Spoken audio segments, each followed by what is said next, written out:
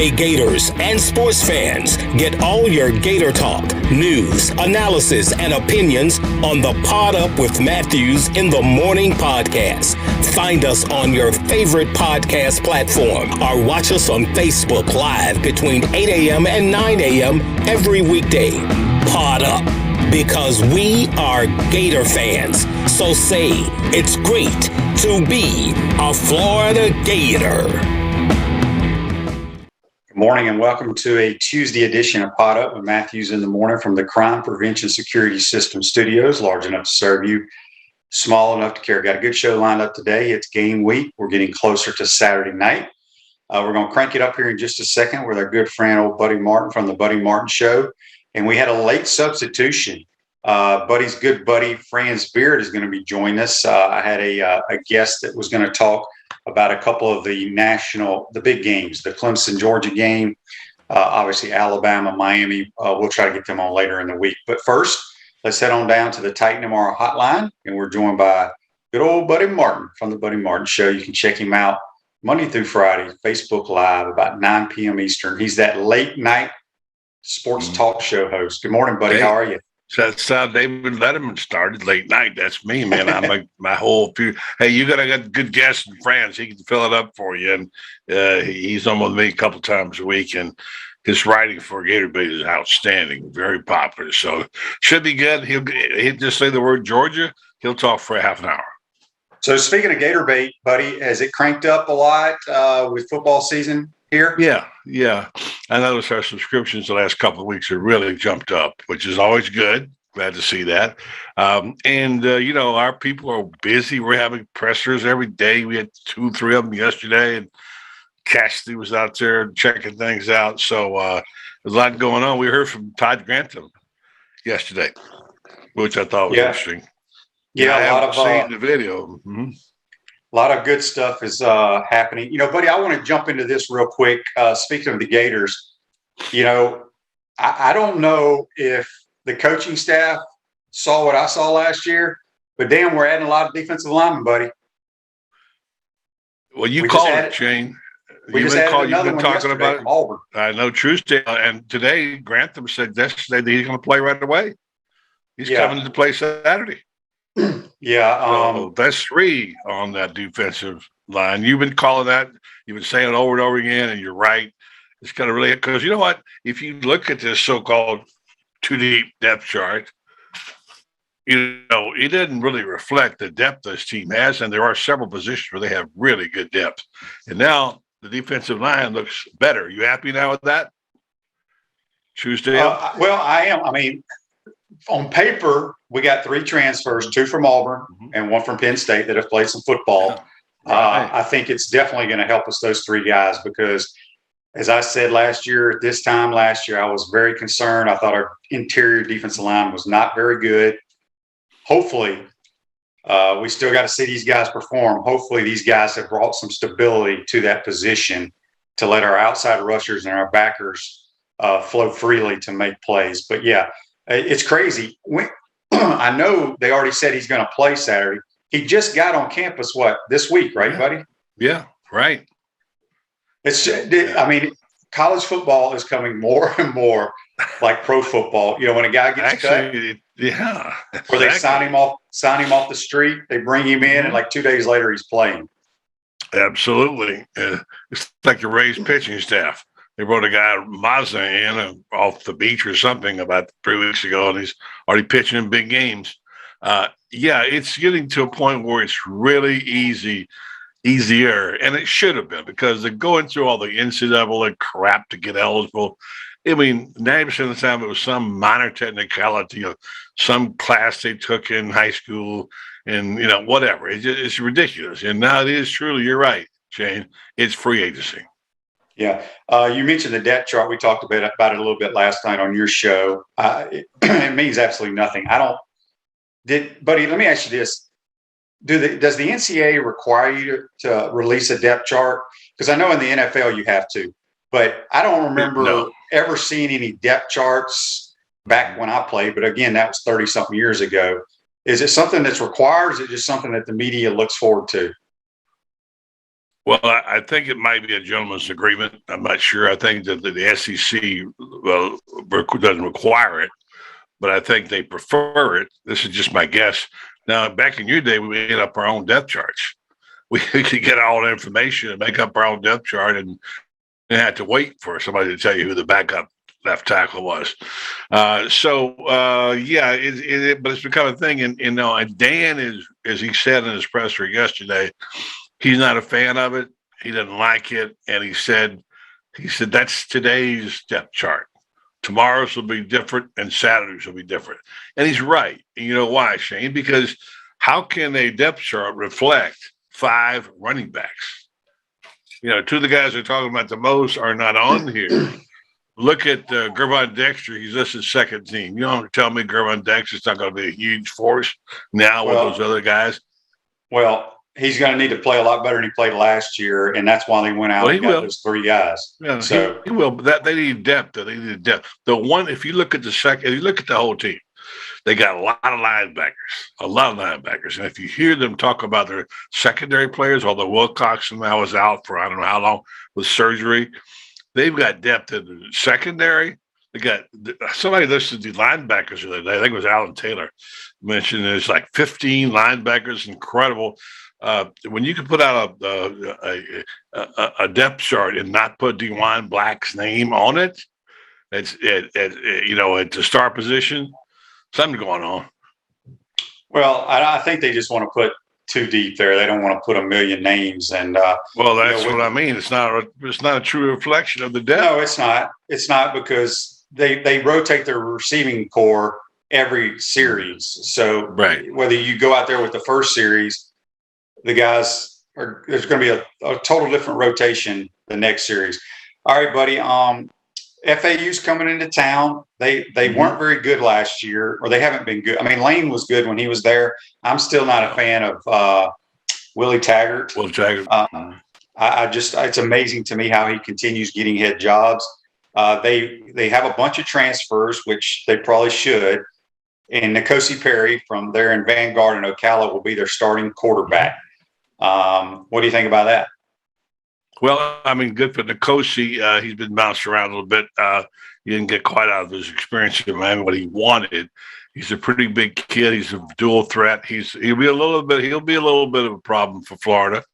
And according to what Todd Grantham said, they got good receivers. They have he said 8 to 10 transfers, a lot of them mostly on offense. So although Todd Grantham is familiar with some of these players, you don't know how good they are. Look, they're Florida Atlantic University. They're not Auburn or Georgia or whatever. But your first game, you're bound to have some hiccups here and there.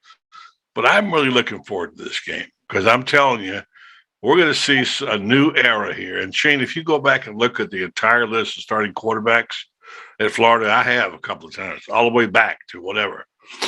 You're talking about layers of good quarterbacks. There's the statue guys. There's that level up there. I think that this guy, Emory Jones, has got talent to be a really All-American or whatever you want to call it, a terrific quarterback and make his mark. If he stays 2 years, his numbers will be big. His total offensive numbers will be up there. And I'm not going to say he'll be one of the greats. He won't be Shane Matthews, but he'll be in that conversation after 2 years. I just think he's going to be a really terrific quarterback. We haven't talked enough about that. He's got experience. He can throw. He can run. He knows about the system. We're in for a treat this year watching this guy. Now, everybody gets excited about Anthony Richardson, and I am too. But the guy who's the star, Emory Jones, it's his time now. It is, and I'm anxious to see Emory play. And he's waited his turn, as everybody knows. He actually has 3 years of eligibility left if he wants it. So we'll see. I hope he goes out and plays well. He's got talent, like you said. My biggest, it's not even a concern. It's just what I think for this offense to roll like we think it has a chance to roll is Emory needs to make the easy throws, complete the easy throws, and put the ball in the other guy's hands and let them do what they do well. Turn your car or truck into a rolling billboard for your business or brand with an eye-catching vehicle wrap from Wrap Spot. This August, mention promo code Shane, receive 13% off your vehicle wrap. We're speaking with Buddy Martin here on the Titan MR Hotline. We'll be joined by Franz Beard. It's our own version of Double Trouble Gator bait. today, right? Not double trouble, double coverage. I keep calling it double. Well, this trouble. is double. Yeah, and I want to tell you, Cassie wants to talk to you about that, mate. She wants to have the conversation about double trouble. She'll be on tonight. She talked with Grantham some yesterday. She always brings the interesting perspective. She knows a lot of football, and I really just love when she's on Tuesday nights. And I think Jackie Franz will be joining her as well tonight. I just sit back and let them talk. I don't get involved. It's their night. So I want to go back with you and disagree with you just a little bit on one thing. I see what you're saying with Emory making the easy throws, but he is not a throw-first quarterback. No. His decision is based on what to do if he's running these so-called RPOs, whatever. What makes him so good, and Mullins mentioned this several times, mentioned it again yesterday, he wants that element of surprise with Emory. He wants him to be able to make that choice to sort of improve. He likes the ad-libbing.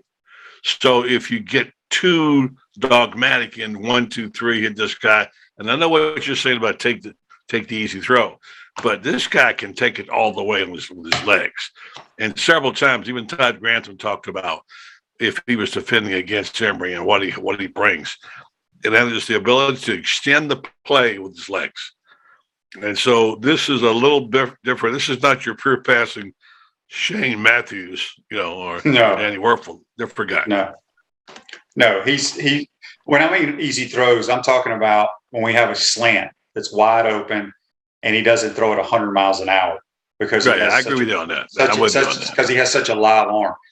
His job is to throw completions, and for anybody, it drives me crazy when people sit in the stands and they're like, "Well, the receiver got his hands on the balls; he should have caught it." No, that's not the case, folks.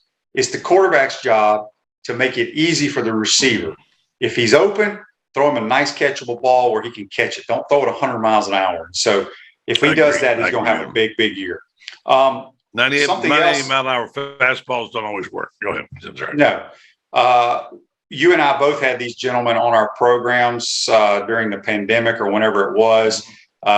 Willie Jackson Sr., Leonard George will be honored in this game, correct? Yeah, it's nice. It's nice, yeah. They will be honorary captains.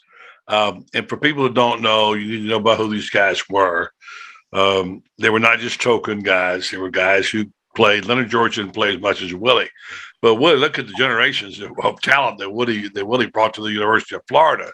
And two real gentlemen, both of them.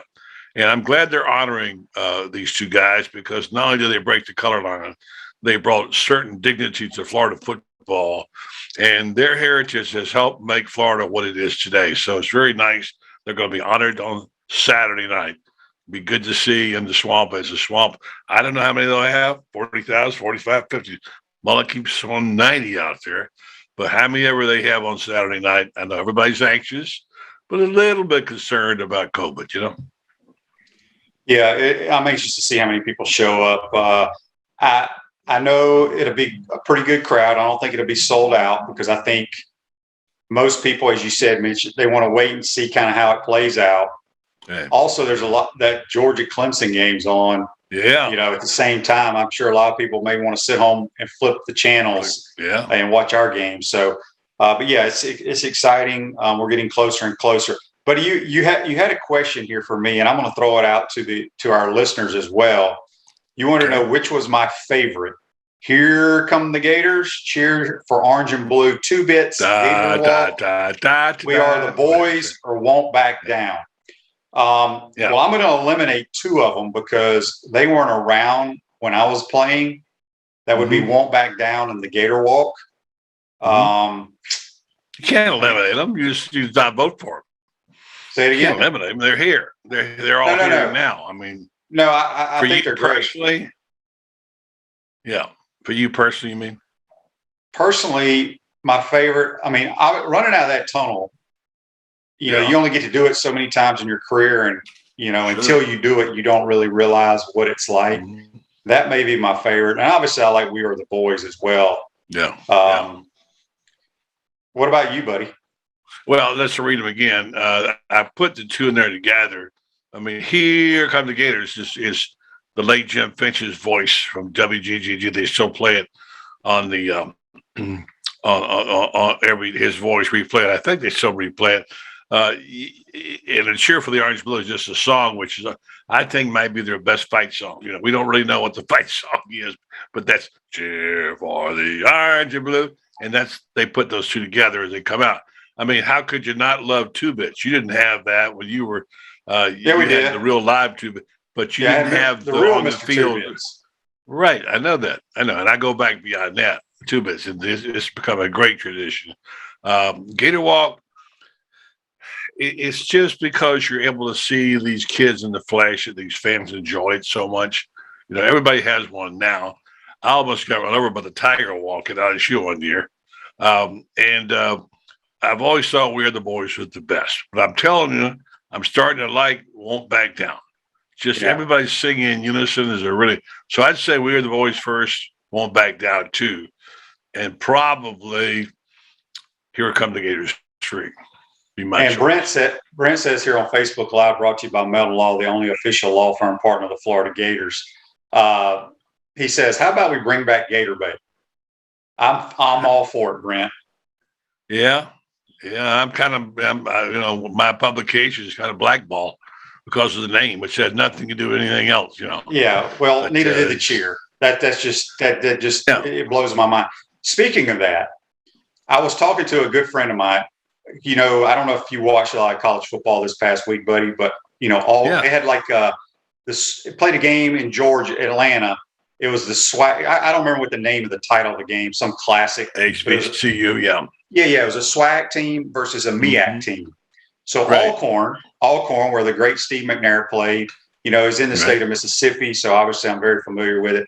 But I was talking to a couple of my Mississippi buddies as the game was texting, and it was like, okay, all these name changes. The Cleveland Indians have to change their name, the Redskins. Well, here you have an HBCU school, Historical Black College University, who has a nickname, the Braves. Ain't nobody bitching about their nickname. I just think I think it's interesting that you have a minority college that's awesome at what they do. And then they got the Braves as a name, and nobody's complaining about that. Stand by. They're not through with it yet. You never know. Have you heard anybody mentioning it? No. Well, now that you brought it up, I see what you're saying. I understand it. I don't like it. I do respect if it's offensive. Look, Coach Spurrier set the bar on this. When he went into Columbia, South Carolina, this is not about the tribe aspect. And that Confederate flag was flying over the state capitol building. And, I'm a Southerner. My generations go back. I'm a Southerner. But Coach Spurrier said, if it's offensive to some group of people, get rid of it. And that's what he did. And so I guess that's kind of the standard if something is offensive. But where do you draw the line? That's the question. And you're right. If it's going to be done in Washington, where the Washington Football Club is, why is it not done at Alcorn State? There's no consistency. Why? Yeah. Because they're all different groups. Well, it was a good football game, and I was surprised Alcorn got upset by North Carolina Central. Buddy, we got a lot of college football this week, not only just Florida playing FAU. We got some really good games.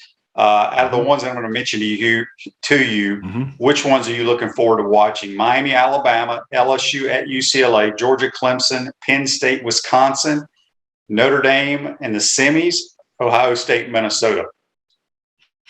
Well, obviously, I like Alabama and Miami because it's a Florida team and it's Alabama. Naturally, that's what I want to see. And Florida plays them in 2 weeks. In terms of a spectator, I tell you, I think that Penn State-Wisconsin game may be pretty good. That's a pretty good right there. I mean, I'm not a huge Big Ten fan, but then and Ohio State, Minnesota. So I'm not interested particularly in Notre Dame FSU because I think FSU is going to get beat by more than 7.5 points, whatever. So Georgia, Clemson, because it is one in the SEC, we want to see how Georgia does. Probably when you get right down to it, the number one game is going to be Georgia, Clemson. Close game, 3-point game, I think, right? Yeah, that's by far the one that I think that everyone around the country is looking forward to. This is a huge game, in my opinion, for Clemson. If they lose this game, buddy, I think it may be tough for them to get back into the mix just because of their schedule, the way it sets up.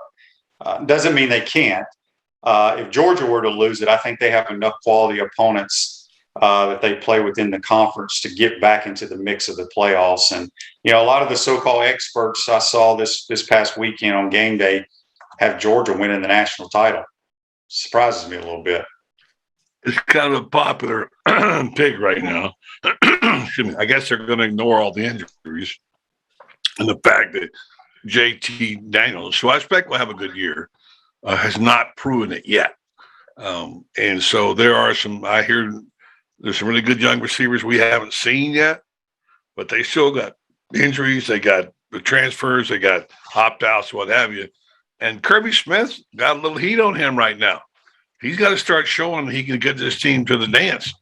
And so I love the comment that Mullen made earlier when people were talking about at the SEC media days about why Georgia should be favored, et cetera, et cetera. Mullen reminded them we won the game last year. Florida beat Georgia. We tend to forget that. That's true. Nat says here on Facebook Live, brought to you by Meldon Law, the only official law firm partner of the Florida Gators. He says it's actually a small percentage of people who complain about teams like Washington. A lot of Native Americans are for it. Yeah, I mean, I got a lot of Native American in me, and we're back to the nicknames, buddy.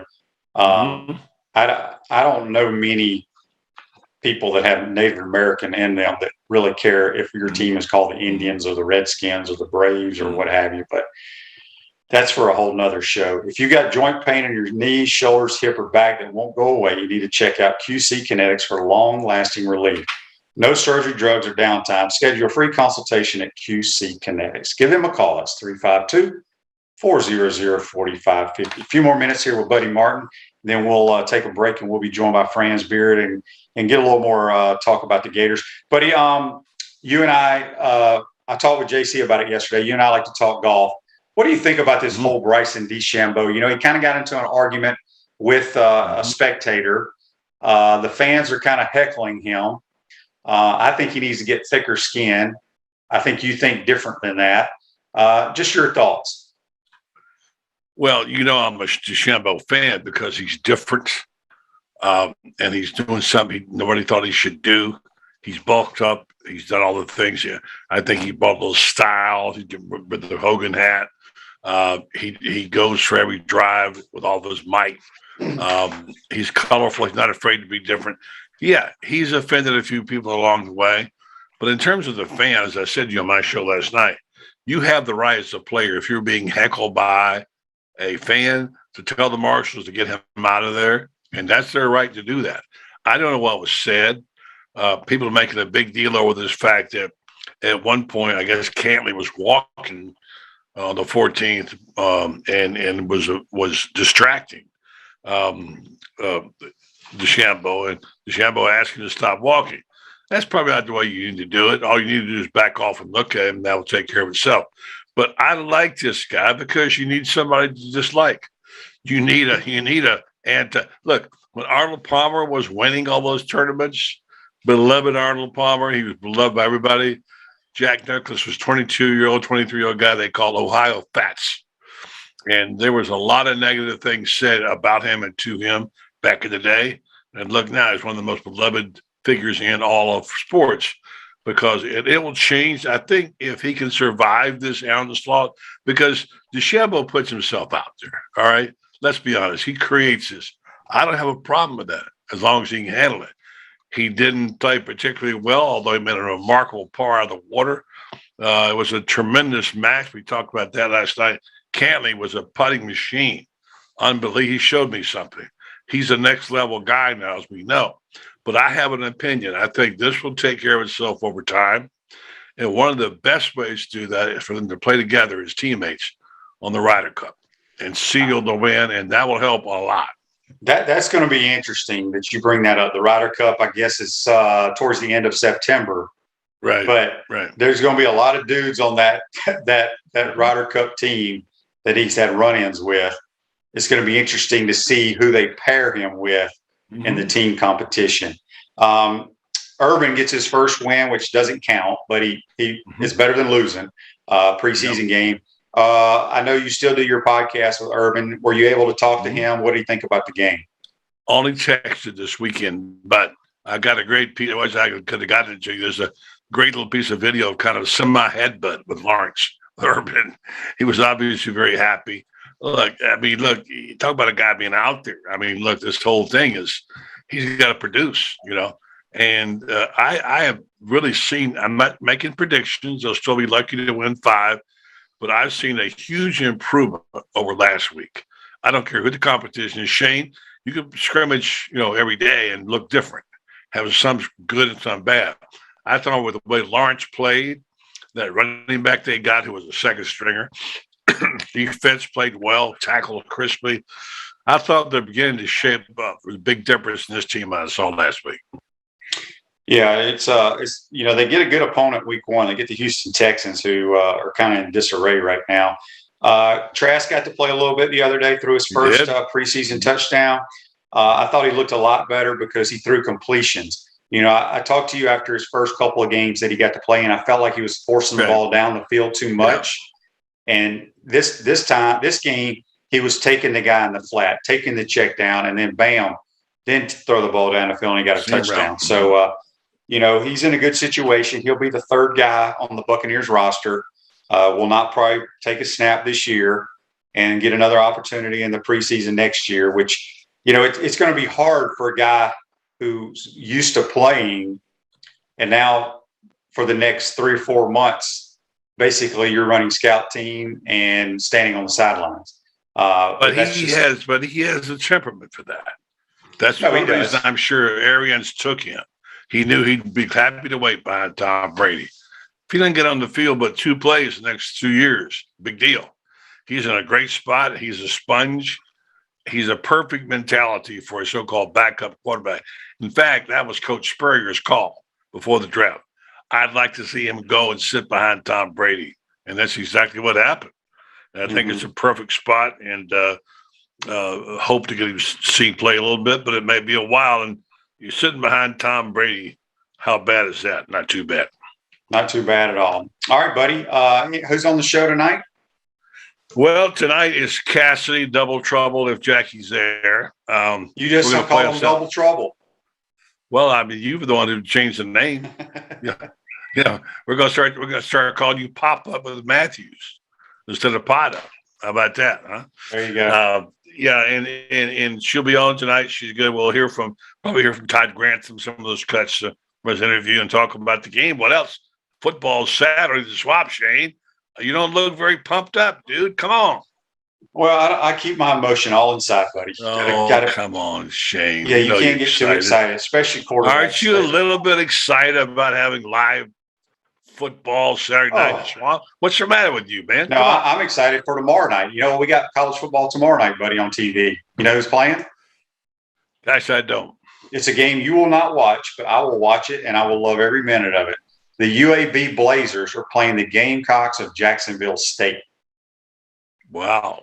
It's not your kind of game, but I will like watching. Let me know how that turns out, will you? Because I hope you watch it. I'll be watching Rays baseball again. By the way, they're on fire right now. 6-1 last night. My boys are really ripping that cover up that ball. How about that first pitch, Brandon Lau? First pitch knocks it out the park, 440 feet. So I'm loving watching those Rays right now. All right. Well, buddy, are you excited for Saturday? Yeah, I am, because I've talked about it till I'm blue in the face. As you know, we do a talk show. We talk about it every day. What's this going to be? We won't get to see too much because, number one, he's going to hold back for Alabama. Number two, we're not really sure who's going to put on the field. But I would like to see Anthony Richardson get on the field, and I think he might. That's going to be fun.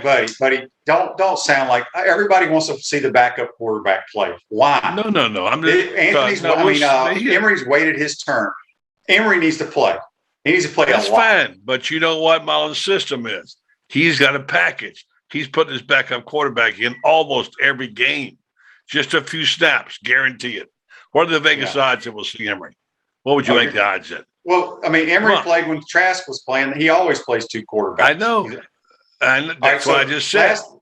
Last thing, because Brent says on Facebook Live, brought to you by Melton Law, but he's not a fan of cupcakes, referring to the game I just mentioned. Now, do you not like watching? But let me ask you this. That's not considered a cup. I think of when you say you don't like the cupcake games, I feel like it's you don't like when a Power Five school like a Florida or Alabama plays a UAB or Jacksonville State. I feel like you're not a fan of that. You're not a fan of two equivalent type teams playing one another like it's going to be tomorrow night? No, I'm okay with that. It's not really a cupcake, but it's certainly maybe it's a muffin. I mean, I don't think it's a cupcake. Cupcake is Sanford's. That's a cupcake, a game like that. I mean, I like that they're playing a Florida school. That's okay. They got another one next week. Those are not really cupcake games. Cupcake games are games that have no business being scheduled. Right, but that's the big boys playing the little boys. You're not a fan of that. Yes. You realize it. But you being a college football fan, I'm okay. And liking football, you won't watch two cupcakes play each other. Well, no. Oh, okay. No, I'm not. I mean, shame look, on you, buddy. I'm sorry. Look, I'm not into minor league college football. Okay, what can I say? There may be some local Ocala boys playing in that game for all you know. But then if there are, I'll watch them. I'm going to see one Saturday night in the Swamp. The coach Hugh Perry from Vanguard. Yes, he is. He was a good player there. All right, buddy. Be safe. Enjoy all the games this weekend. We'll talk to you next week, buddy. Have a good week, Shane. Thanks for having me on. Yes, indeed. That's Buddy Martin. Join us on the Titan MR hotline. We're going to take our first time out of the program. Come back. We'll be joined by another gentleman from Gator Bait, Franz Beard. You're watching and listening to Pot Up with Matthews in the Morning. Are you tired of being sidelined by nagging pain? Hi, I'm Emmitt Smith, Hall of Famer and Dance with the Stars champion. Happy to tell you about QC Kinetics and their biologic therapies for treating pain without drugs or surgery. Are you suffering from chronic pain in your hips, knees, shoulder, or lower back? Are you tired of living with arthritis pain? QC Kinetics offers natural pain treatment that can repair and restore damaged tissue in your joints. Listen, I know pain, and I've seen firsthand how powerful biologic therapies can be. Patients at QC Kinetics rave about their result because they're getting their lives back. They're getting moving again. These exciting regenerative treatments used to be available only to pro athletes like Emmitt. Now they're available to anyone thanks to QC Kinetics. Call today for your free consultation. Get long-lasting results from my friends at QC Kinetics. Call QC Kinetics 352-400-4550. In North Central Florida, call 352-400-4550. QC Kinetics 352-400-4550. We want to take this moment to thank all our sponsors who keep the show going and pay the bills. Our gridiron sponsors are Crime Prevention Security Systems, large enough to serve you, small enough to care. Titan MRI, Gainesville's only locally owned and operated MRI facility. Meldon Law, won't back down. Peachland Dental, Gator Nation's first choice for dentistry in Port Charlotte. Comfort Temp, comfort is our business, peace of mind is our promise. QC Kinetics, non-surgical regeneration, live pain-free. South State Bank, Celebration Point Town Center, Chris Doring Mortgage. Some of our touchdown sponsors are Campus USA Credit Union, Adams Rib Company, Doreen Wiebe Realtor Caldwell Banker, MM Parish, Gator Dominoes, Celebrate Primary Care, Gator Bait Media, Wrap Spot, Okido America, Gators Dockside, Style Cuts, Ironwood Golf Course, Meadowbrook Golf Course, Silverback Concrete Company. If you are interested in promoting your business on the show, visit potupwithshane.com and click the Advertise button. Again, thank you to all the great businesses that support the show. If you like what we are doing here, make sure to follow us and support the businesses that support us.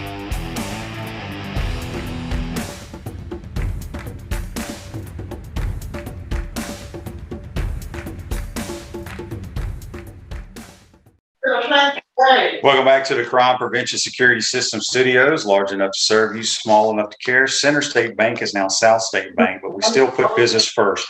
We understand that small businesses need a community business partner that they can rely on. South State still has 4 convenient Alachua County locations. South State Bank, banking forward, member FDIC. We're now going to go back to the Titan MR hotline, and we're going to be joined by a friend of the program from Gator Bait, our good friend Franz Beard. Good morning, Franz. How are you?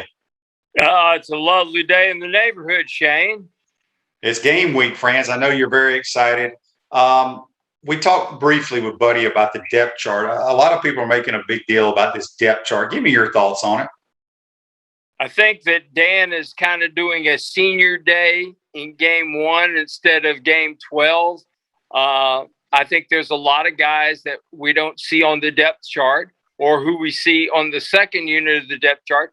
Not so much with the offense, but with the defense, like Amari Burney, things like that. I think there's a lot of guys that are not going to be listed number one on the depth chart this week. I think the depth chart will change a lot next week and certainly change a lot for Alabama. But Dan is giving the guys who have seniority. He's giving them their chance. They get this start.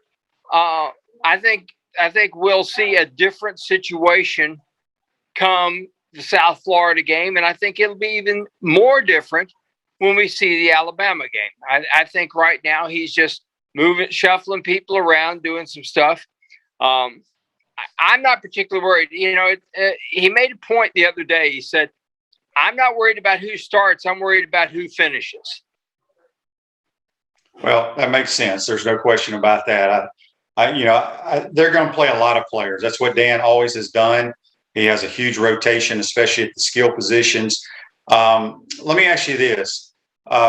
We just picked up another transfer from Auburn, a big defensive tackle, which I don't know a thing about any of these three transfers at defensive tackle, but I am so happy we have them because I've been preaching for a year and a half. I thought our interior defensive linemen were not very good. Nothing against those kids, but we needed to add better players there. Do you feel like these three players, these three transfers will help improve this defense? You take these three transfers backed up by Jalen Lee and backed up by Gervon Dexter with some help from Desmond Watson. And I think you've got 6 guys now in the middle that are all really big guys. And another guy I'll throw in there, Dante Zanders, used to be known as Dante Lang. Came here as a 260-pound tight end, and now he's a 300-pound defensive lineman. I think these guys are going to give us an interior rotation that you've got to have in the SEC. You know, these big guys with spread offenses and everything like this, you can't expect them to dig in there and play after play after play because they're going to be in a chase mode so much of the game. So what that you got to do is you've got to have a really good rotation. And I think we've got a rotation that is big enough and strong enough to fill the gaps in the middle. And last year we did not have a single guy that I thought could do 2-gap responsibility. And you know from your days with the Gators, and I'll give you that 1991 game, we took away the game with FSU. You know the one I'm talking about, maybe the best defensive game's ever been played in the Swamp. We took away FSU's ability to run the ball between the tackles. Amply had no place to go the whole ball game. And when you do that, you really take a lot away from an offense because they can't get anything going up the middle. And then that frees your guys up when they can't run the ball. Your guys on the edge can really, really tee off. You got to help with them. That means the guys in the middle can get a push, etc. It's a chain reaction almost.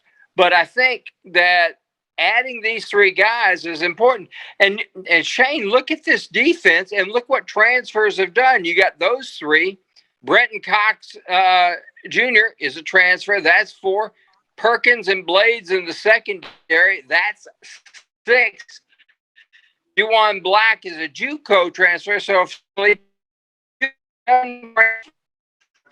you got 7 transfers who are going to make a difference on that defense. It's going to be quite a different look than it was last year.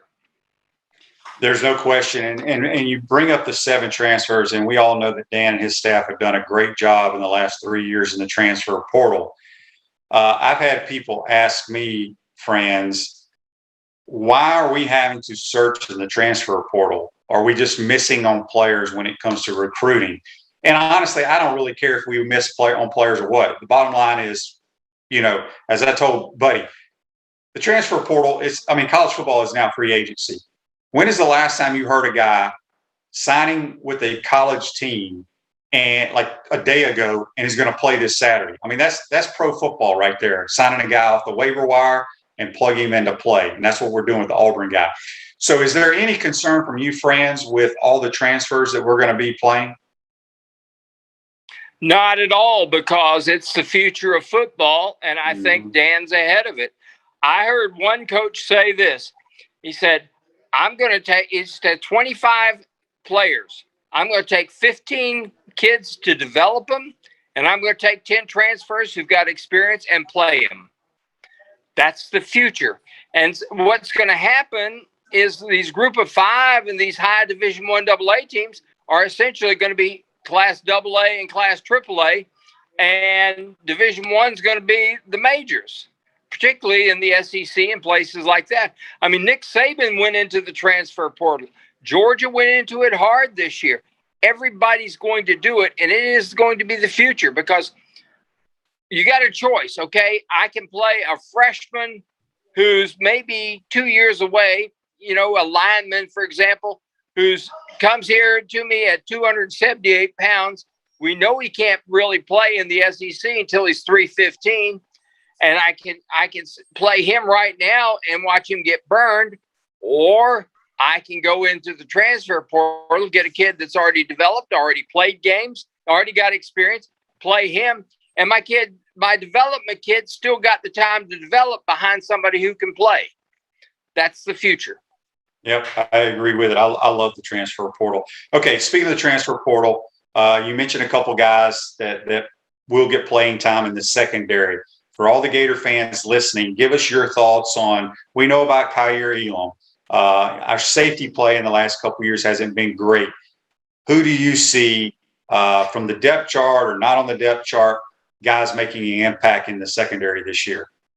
Dewan Black is going to be the next Lewis Oliver. He is 6'4", he's 235 pounds, runs like an absolute deer. He will be the guy that eventually is at the star position. Count on that. Jadarius Perkins, Elijah Blades. Jadarius Perkins is going to play a lot of it, the star, the nickel, whatever you want to call it, as well. Blades I think Blades will wind up being the other corner. So he's solid as a rock, and he's a strong cover guy who can also tackle. That's the big thing. Last year, our secondary, other than Kyer Elam, our secondary couldn't and wouldn't and didn't tackle. And these guys, the big thing I like about all these guys, Perkins, Blades, and Dewan Black, is they put people on the ground, and you got to have that. Well, that's a great point. There's no question. Let's switch over to the offensive side of the football. Let's start at the quarterback position. Emory's waited his turn. We all know his story, but we do know that Anthony Richardson's a talented kid behind him. They both will play. But do you think, we know, like I said, Anthony's going to play, but do you think Dan is going to give Emory a lot of playing time against FAU or not? I think it's going to work out to be more like about a 70-30 for this game, and maybe the next game too. He does not want to be in a situation where, for example, against Alabama, maybe Emory sprains an ankle and has to miss a couple of series or dings up a little bit, and he's got to miss 2 or 3 series. And you got a guy that goes in there wide-eyed and deer in the headlights. You got to remember something. Remember the Auburn game in 2019 when Trask got dinged? Emory came in, led the Gators down the field to a field goal. Couldn't have done that if he hadn't have gotten in each of the previous 4 games and seen some action. So this is Dan's plan, and I think Anthony will be ready to go in case. And you've got to give him some snaps, some meaningful snaps that aren't just mop up time. You got to give him that in these first 2 ball games. So I think it'll work out to be about a 70-30, and I think they're both content with that. At Chris Doring Mortgage, they do mortgage lending right, helping home buyers throughout Gainesville and North Central Florida. Call Chris Doring Mortgage today at 352-244-0840. A few more minutes here with Franz Beard here. talking Gator football. All right, the running backs. Our 2 5-stars are not listed on the depth chart, which people are making a big deal about it. How many carries do you think? Well, first of all, Franz, if you're coaching this football team, what do you do to keep all the running backs happy? I play Naquan and Malik Davis a lot in the slot and do exactly what Dan did in 2008 when he had Percy. Percy was in the slot. Percy ran routes like a wide receiver. Both these guys can run routes like wide receivers. He put them in the slot. Then he could slide them back into the backfield, move Rainey and Demps over to the other side in the slot there where they became receivers. You got to remember, Rainey and Demps are both world-class sprinters. So you got safeties that have to back off and things like that. He's going to do the same thing. This offense, in many ways, is going to more closely resemble what we saw in 2008 than anything we've seen since then. I agree with that 100% because I feel like they're going to go back to what they did when Tim Tebow was the quarterback. You have to make the defense account for the quarterback running the football. With Emory there, they're going to have to. And I agree with that assessment. From the offensive line standpoint, any concerns there? I think they'll be improved. They got 89 career starts if you count the starts that Stu Reese had when he was at Mississippi State. They got 89 starts. That's the most starts they've had to begin a year on the offensive line since 2009. Think about that. That's the most starts had. They've got experience. Now, am I concerned about John DeLance? Yes. Everybody should be. But I got to say something. He's going to go out there. He's going to have his chance, and I don't think he's got a long leash.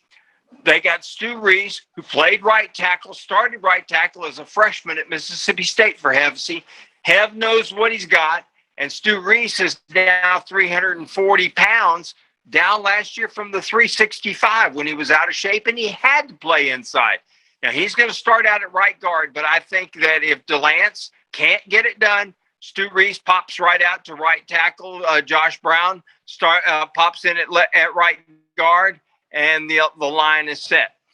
I think for 7 guys, they're good. My concern is if they have multiple injuries, then I think we got a problem. Last thing before we let you go, Franz, what do you think about the special teams portion of the Gator program this year? You know, we lost McPherson, the kicker. I think we got 2 pretty decent ones behind him. We got the Australian kid punting. Any concerns? We know Dan loves special teams. Any concerns in that area? I think the punting game will be as good or better than last year. I don't think we've got the length that we had in the place kicking. I don't think that Dan is going to be willing to give Howard or Christman 55, 58-yard opportunities. I think he's good with anything inside 50 yards with these guys. But we're not going to see Dan just sending out Evan McPherson and saying, hey, it's only 55 yards. That's nothing for you. And as we saw, he had a 57-yarder in the game with the Bengals had Saturday against I guess it was the Dolphins. He had a 57-yarder that would have been good from 67. We don't have a thunderfoot like that, but these guys we've got are accurate if you keep them in their range, which I think is 50 yards. Yeah, good stuff as always, Franz. I'm going to put you on the spot here. Prediction, since we're kicking the season off, what do you think the Gators' record is going to be? 10-2 at the worst, 11-1 at the best. Wow. They win the SEC East. There's 3 games. There's Alabama, at LSU, and Georgia. They got to win 2 out of 3 of those as long as one of them is Georgia. They do that, then they win the SEC. Good stuff as always, my man. Be safe and enjoy the game Saturday night. Take care, Shane. Good to be with you, buddy. Yeah, that's our good friend Franz Beard. Join us on the Titan MR Hotline. Going to take our final time out of the program. Come back and wrap up this Tuesday edition. We want to take this moment to thank all our sponsors who keep the show going and pay the bills. Our gridiron sponsors are Crime Prevention Security Systems, large enough to serve you, small enough to care. Titan MRI, Gainesville's only locally owned and operated MRI facility. Meldon Law, won't back down. Peachland Dental, Gator Nation's first choice for dentistry in Port Charlotte. Comfort Temp, comfort is our business, peace of mind is our promise. QC Kinetics, non-surgical regeneration, live pain-free. South State Bank, Celebration Point Town Center, Chris Doring Mortgage. Some of our touchdown sponsors are Big Mills Cheesesteaks, MB Listing, Cornerstone Financial, McDonald's of Gainesville, My IT Masters, Gainesville Neon and Signs, 84 Lumber, Tropical Smoothie Cafe, Chick-fil-A on Archer Road, Avra and Smith, Dowling Signs, Chomp Carter Apparel, Ruse Ogra Agent, State Farm Insurance, Silver Cube Billiards and Sports Bar. If you are interested in promoting your business on the show, visit potupwithshane.com and click the Advertise button. Again, thank you to all the great businesses that support the show. If you like what we are doing here, make sure to follow us and support the businesses that support us.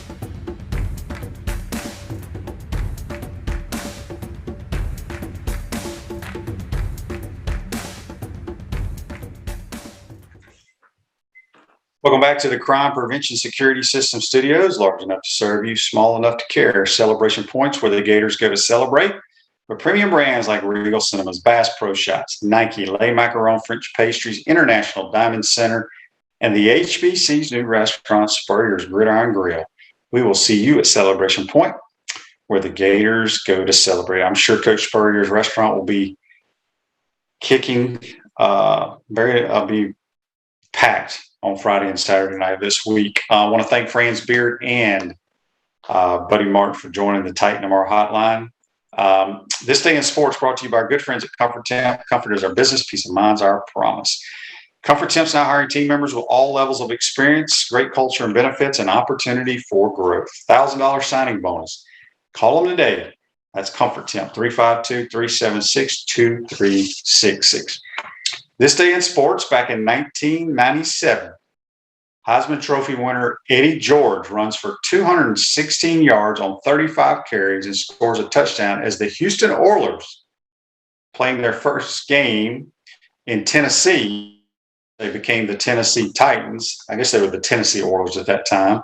They beat Oakland 24-21 in overtime victory at Liberty Bowl in Memphis. They had to play all their games in Memphis at the Liberty Bowl while their stadium in Nashville was being built. That's This Day in Sports, brought to you by our good friends at Comfort Temp. Make sure you tune in tomorrow. Tell all your friends and family to follow our program on Facebook, YouTube, Spotify, Apple Podcasts, Google Podcasts, any platform out there. Tell them to click the follow, subscribe, whatever it may be. Click that button. We got a couple of Facebook Lives here brought to you by Meldon Law before we get out of here. Mary says, Franz always has good stuff. Thanks, Franz. And Brent says, the Iron Duke always brings the heat. Yeah, Franz does a tremendous job covering the Gators. There's no question about that. Today's show's a wrap, brought to you by Wrap Spot. Be safe, folks, and we will see you tomorrow. Take care. Trying to get the fans fired up. 2nd down and 10. Matthews rolling to his right, in trouble, can't find anyone. Now he throws it for Harrison Houston, who makes the catch. He's in the open field. Harrison to the 20. They're not going to catch him. Touchdown, Gators.